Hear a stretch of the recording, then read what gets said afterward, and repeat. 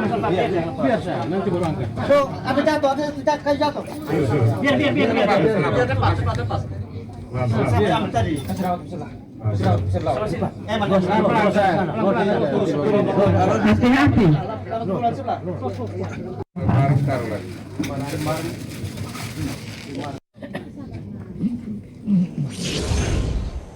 Pemirsa, akankah sepucuk surat wasiat dari Dr. Ica menjadi petunjuk atas kasus kematian dokter muda yang diduga mengalami intimidasi hingga mengalami depresi berat? Kami akan membahasnya bersama dengan Gubernur Nusa Tenggara Timur, Melki Lakalena.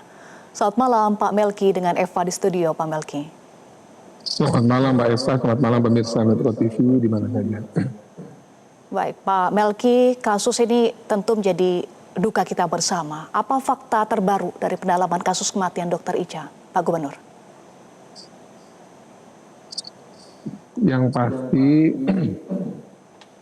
waktu 13 hari ini pasti banyak fakta yang masih harus ditelusuri sejak kejadian pertama sampai dengan Dr. Ica meninggal. Dan tentu kita berharap agar setelah dimakamkan tadi dengan empati luar biasa dari masyarakat seluruh Nusa Tenggara Timur dan seluruh Indonesia, dan setelah keluarga juga bisa dengan tenang melewati ini semua, mudah-mudahan nanti dari keluarga akan banyak informasi yang bisa kita minta untuk bisa menjelaskan kasus ini secara lebih baik. Sejak pertama memang Mbak Eva, kasus ini kita tidak menyangka bahwa persoalan ini bisa sampai menyebabkan Dr. Ica meninggalkan kita semua ya. Saya mengikuti melalui perbincangan antara Dr. Ica dan Dr. Tri Maharani sebagai dokter ahli toksikologi, ahli bisa ular di Republik ini yang sering menjadi rujukan dari para dokter. Beliau menyampaikan pada saya pada saat habis kejadian untuk soal ini menjadi atensi ataupun perhatian serius dari kami di provinsi.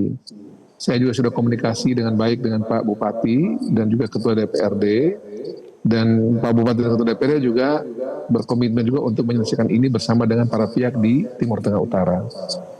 Nah, kita tidak menduga bahwa ternyata soal ini kemudian belum selesai juga sampai dengan beberapa hari kemudian, dan dengan para pihak pun juga yang saya kenal ya, saya sudah sampaikan juga untuk sebaiknya segera diselesaikan, bicara secara baik sebagai keluarga. Karena kita orang Timur ini, kalau kita pertemuan dengan baik itu mestinya soal-soal semacam ini tidak mesti sampai kejadiannya pahit seperti ini.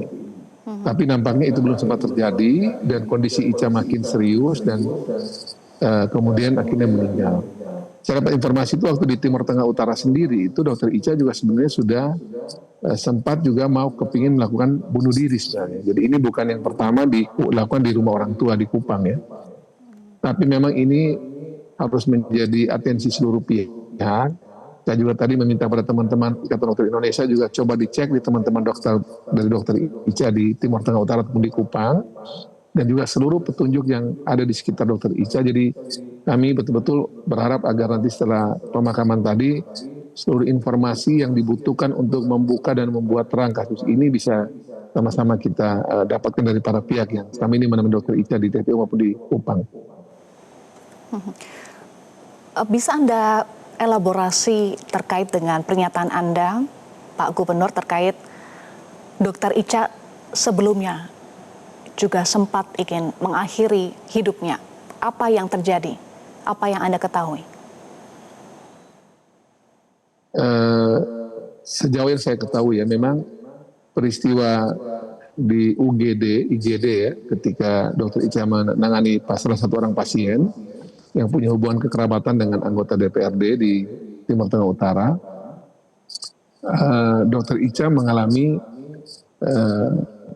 kondisi kejiwaan yang terpukul sekali dengan peristiwa tersebut ya. Informasi yang saya peroleh tentu nanti dari pihak lain bisa jadi berbeda ya. Tapi yang saya peroleh adalah di antara sesama teman-teman nakes yang lain, di hadapan pasien yang lain, kemarahan dari para anggota DPR tersebut membuat Dr. Ica terluka.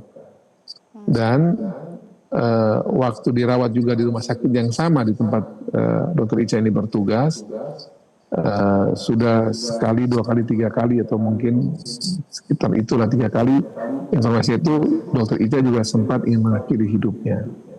Jadi memang indikasi semacam ini sudah terjadi sejak peristiwa itu dimulai dan di rumah sakit tersebut. Hingga memang dari peristiwa ini sekali lagi seluruh rangkaian peristiwa sejak peristiwa tanggal 13 Juni tersebut sampai dengan terakhir di rumah ketika Dokter Ica mengakhiri hidupnya. Dapat informasi juga sebenarnya orang tuanya dengan sangat baik menjaganya. Mereka juga tahu ada informasi di Timur Tengah Utara di lokasinya tersebut Dokter Ica mengalami demikian. Orang tuanya, keluarganya itu juga sangat memperhatikan Dokter Ica selama di rumah di Kupang. Betul-betul keluarganya, adik-adiknya dan yang lain memperhatikan untuk jangan sampai Dokter Ica tidak merasa didampingi. Tapi pada saat kejadian itu kan memang cuma sebentar, kemudian kejadian itu terjadi. Jadi sekali lagi ini kejadian yang menunjukkan memang antara kita satu sama lain, baik itu di kantor maupun di rumah ini, kalau memang mengalami kejadian semacam ini, memang soal-soal semacam ini harus betul-betul menjadi atensi dan harus kita sangat serius ketika ada indikasi, ada anggota keluarga, teman, sahabat kita yang diduga seperti yang tadi juga tertulis di Metro TV itu ada potensi tekanan jiwa yang ingin melakukan bunuh diri, harus kita betul-betul antisipasi dengan lebih serius. Ya, dugaan intimidasi diduga menjadi faktor duka Dokter Ica. Pak Gubernur, lalu bagaimana Pemprov mengawal proses hukum kasus ini karena diduga intimidasi melibatkan 3 anggota DPRD? Ya, di Undang-Undang Kesehatan yang dihasilkan waktu itu saya masih di DPR RI, waktu masih menjadi anggota Komisi 9 ya, waktu itu Komisi 9. Undang-undang tersebut menulis dengan tegas bahwa untuk seluruh pihak tanpa kecuali kita dilarang untuk melakukan proses intimidasi, merendahkan martabat, dibentak, diancam, ditekan secara psikis terhadap tenaga kesehatan. Jadi seluruh pihak itu tanpa kecuali dilarang untuk melakukan demikian karena tenaga kesehatan itu harus bekerja dalam kondisi aman, tenang, nyaman, tidak di bawah tekanan. Dan yang melakukan hal tersebut itu diancam dengan hukuman penjara dan juga hukuman uang yang sudah diatur dalam undang-undang tersebut. Dan itu juga saya sampaikan kepada semua teman-teman tenaga kesehatan, nakes, tenaga medis, para dokter ahli, untuk juga bekerja dengan baik, dengan tenang, sesuai dengan apa yang kita pelajari di sekolah, dan tidak perlu takut karena kita dijamin undang-undang untuk bekerja sesuai dengan SOP, sesuai dengan prosedur yang sudah kita pelajari. Dan tidak boleh ada siapapun orangnya dengan jabatan apapun yang mengintervensi tindakan medis ataupun tindakan kesehatan yang dibuat oleh tenaga kesehatan. Nah, sehingga kami ingatkan terus itu kepada teman-teman kesehatan, sehingga tidak perlu takut untuk melaksanakan berbagai kegiatan profesi kesehatan sejauh itu sesuai dengan aturan. Dan juga sudah kita pelajari di sekolah ya, di kampus. Dan siapapun yang melakukan ini itu akan ada sanksi pidananya. Nah, nanti kita serahkan kepada pihak kepolisian. Saya dengar Kapolres TTU, Ibu Eliana dan jajaran sudah memproses atau sudah mulai memproses untuk melakukan proses hukum terkait dengan para pihak yang diduga atau yang ditengarai terlibat dalam peristiwa ini. Dan menurut saya selain nanti di urusan di Rumah Sakit Leona yang ke tempat kejadian yang terjadi itu, seluruh rangkaian yang menyertai baik itu sebelum maupun sesudah yang perlu dilakukan, saya kira juga perlu dilakukan oleh kepolisian untuk melakukan penyidikan di hal tersebut. Karena tentu baik itu di Rumah Sakit Leona maupun juga yang menyertainya sebelum dan sesudah juga nanti tentu harus dilakukan juga proses yang lebih lanjut. Tadi pagi juga saya berterima kasih karena Menteri Kesehatan Republik Indonesia Pak Menkes juga sudah menugaskan tim dari Jakarta. Jadi kami memberi tim di Provinsi NTT di Timur Tengah Utara ini. Dan tadi tim dari Kemenkes RI sudah turun dipimpin oleh Ibu Dirjen Dr. Yuli dan juga Ketua Konsil Kedokteran Dr. Ade, dan tim besar dari Jakarta sudah turun untuk memastikan bahwa kejadian ini itu fakta sebenarnya nanti bersama dengan kepolisian bisa diungkap dengan baik.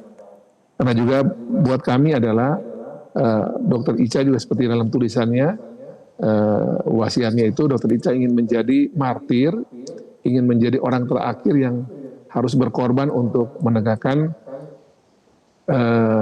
keamanan bagi seluruh tenaga medis, tenaga kesehatan yang bertugas di NTT maupun di Indonesia.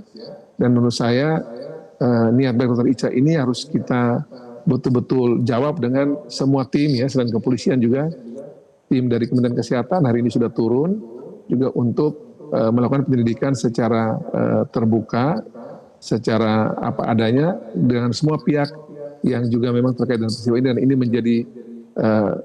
menjadi bahan untuk ke depan kita bisa mencegah tidak ada lagi Ica-Ica lain yang harus meninggal dengan cara seperti ini hanya karena kita tidak membuat sistem dengan baik dan membuat ekosistem yang baik untuk menjaga seluruh tenaga kesehatan kita, tenaga medis kita bisa bekerja dengan baik. Artinya surat wasiat dari almarhumah Dr. Ica bisa menjadi petunjuk dan bukti yang bisa mengungkap kasus ini, Pak Gubernur. Benar Mbak Eva. Jadi salah satu bukti yang saya kira kuat karena saya dengar nanti saya belum membaca langsung detail surat tersebut, tapi informasi dari keluarga, dari ibu dan bapak, dari Pak Gabi sama dari Ibu Nur, orang tuanya kebetulan dua-duanya kerja di pemerintah provinsi. Ibunya kepala Labkesda, ayahnya dulu dari Perindak Provinsi. Mereka berdua bercerita bahwa di wasiat tersebut detail tentang kejadian maupun pesan-pesan dari Dr. Ica bagi siapapun untuk kepentingan tenaga kesehatan, tenaga medis sudah tertulis di surat wasiatnya dengan baik. Baik, kita kawal bersama keadilan untuk... Betul, dan saat ini surat wasiatnya sudah di tangan kepolisian, sudah diamankan oleh teman-teman kepolisian. Baik, sekali lagi kita kawal bersama keadilan untuk almarhumah Dr. Ica dan juga pihak keluarga serta tenaga medis yang lainnya. Terima kasih Pak Gubernur Nusa Tenggara Timur Melki Lakalina sudah bergabung bersama kami di Prime Time News. Jelajahi cara baru mendapatkan informasi. Download Metro TV Extend sekarang.